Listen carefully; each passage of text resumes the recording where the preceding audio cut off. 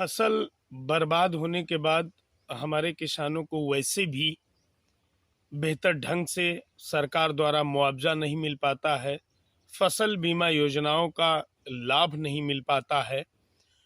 और जैसा कि मैं जहां पर खड़ा हूं, मेरे पीछे आप देख सकते हैं कि गन्ना बोया हुआ है। गन्ने को लेकर बहुत मारामारी हुई। हमारे राष्ट्रीय आंदोलन में भी गन्ने का जिक्र किया गया, गन्ने के मूल्य का, उसके भुगतान का जिक्र किया गया, लेकिन जमीन पर आज भी गन्ने की समस्याएं किसानों को घेरे हुए हैं, उनके मूल्य की समस्याएं किसानों को घेरे हुए हैं। किसान जिस तरह से संघर्ष करके जमीन पर कार्य करते हुए फसलों को बोना, उन्हें पैदा करना और सरकारी भंडारण तक पहुंचाना, अपने परिवारों तक पहुंचाना, जिस तरह से जहोजहद करते हुए देश के साथ साथ में परिवार का पालन पोषण करता है, उस तरह से किसानों के लिए सरकार द्वारा किसी योजना को अभी तक धरातल पर उतार करके उन्हें लाभान्वित करने का कार्य नहीं किया गया है। यह दुख का विषय है। इस भ्रष्ट तंत्र में सरकारें किसानों की अनदेखी करने से बिल्कुल चूक नहीं रही हैं।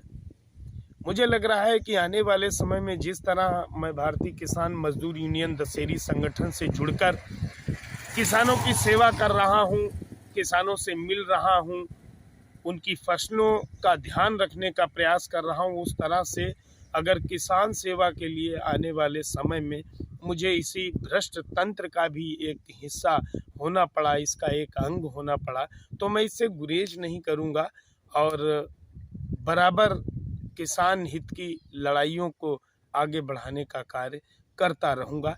मेरा उद्देश्य, मेरे भारतीय किसान मजदूर यूनियन दशहरी संगठन का उद्देश्य बस यही है कि किसान खुशहाल रहे, किसान प्रसन्न रहे, सरकार द्वारा चलाई जा रही योजनाओं का लाभ किसान को समय समय पर मिलता रहे। यह लड़ाई हम काफ़ी समय से लड़ रहे हैं और आने वाले समय में भी लड़ते रहेंगे। जय जवान जय किसान।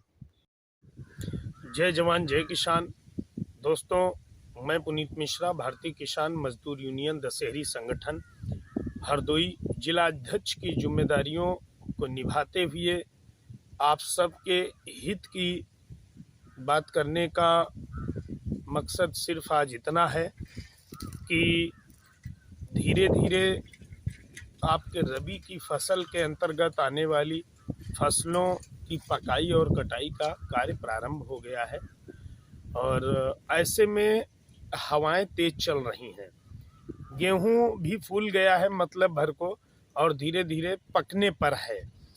कटाई के दौरान हवाओं से विद्युत तारों को लेकर कहीं कहीं दुर्घटनाएं हो जाती हैं, तो विद्युत तार गिर जाते हैं पकी पकाई फसल पर, फसलें नष्ट हो जाती हैं और सरकार और जनपद हरदोई का जिला प्रशासन कितना आपको मुआवजा देता है, कितनी भरपाई हो पाती है, आप सब ढंग से जानते हैं।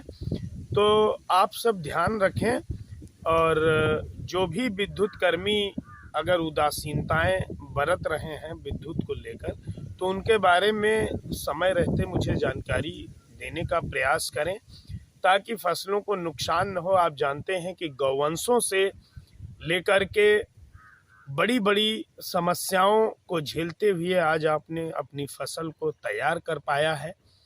कितना आपको मिलता है ये ऊपर वाले की देन है, जो भी आपकी किस्मत में होगा उतना मिलेगा फसलों से आपको, लेकिन उसकी अब लास्ट समय में रक्षा करना हमारा आपका सभी का कर्तव्य है। आपदा प्रभु की देन है, वो जो आती है वो तो उसमें तो कोई संशोधन किया नहीं जा सकता मनुष्य के हाथों, लेकिन विद्युत से जो दुर्घटनाएं होती हैं उन्हें हम जागरूक होकर और सजग रहते हुए रोक सकते हैं। जो खेतों के ऊपर से तार निकले हुए हैं उनका विशेष ध्यान रखें, समय समय पर सप्लाई को बंद कराने का कार्य करें, क्योंकि फसल ही हम आप किसान मजदूर साथियों का जीवन है। इसी के सहारे हम अपने बच्चों से लेकर के और परिवार का पालन पोषण, अन्य ज़रूरतों को पूरा करने का प्रयास करते हैं। इसी जानकारी के साथ आप सभी को जय जवान जय किसान।